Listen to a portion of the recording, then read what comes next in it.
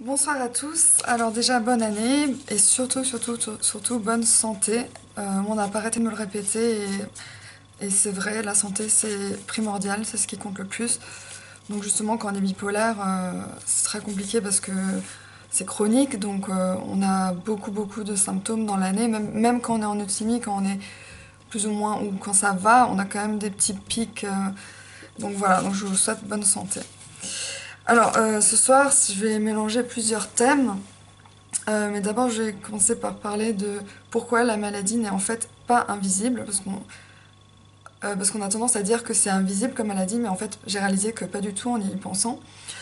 À qui ça arrive, la maladie, et pourquoi les gens ont tendance à nous lâcher.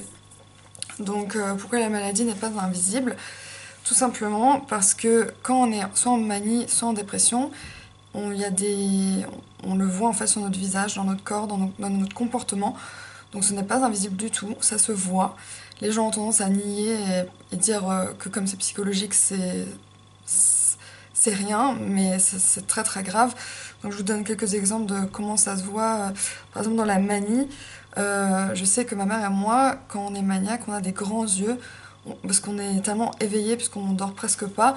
On a vraiment des grands yeux quand on parle. En plus, on parle à 1000 à l'heure non-stop. On passe du coq à l'âne. C'est vraiment le gros bordel dans comment on parle. Donc ça se voit, ça s'entend à ce qu'on dit, à comment on s'exprime.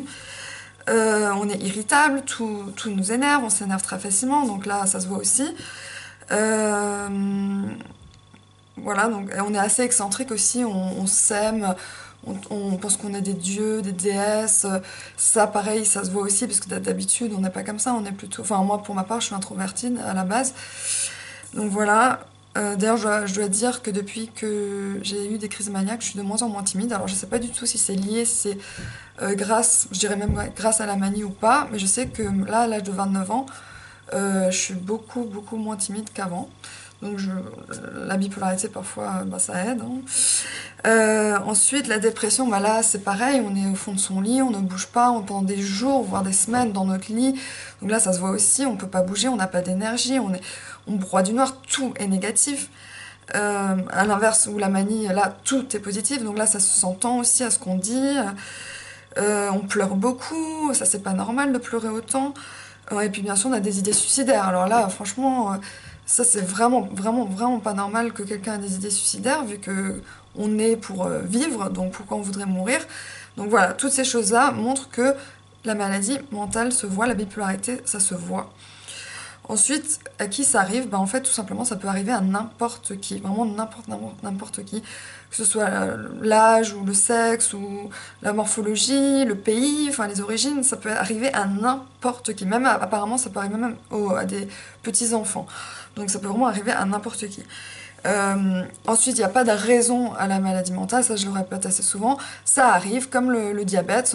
Nous, on a tendance à nous demander pourquoi t'es bipolaire, pourquoi t'es dépressif, mais on ne sait pas en fait, ça arrive. Donc nous, on essaie de s'expliquer, on essaie de trouver des raisons même nous-mêmes, alors qu'on ne sait pas en fait vraiment. Donc on peut dire burn-out à cause du travail, on peut dire accumulation, mais en vrai, ça arrive vraiment d'un coup dans la tête, mais sans aucune raison.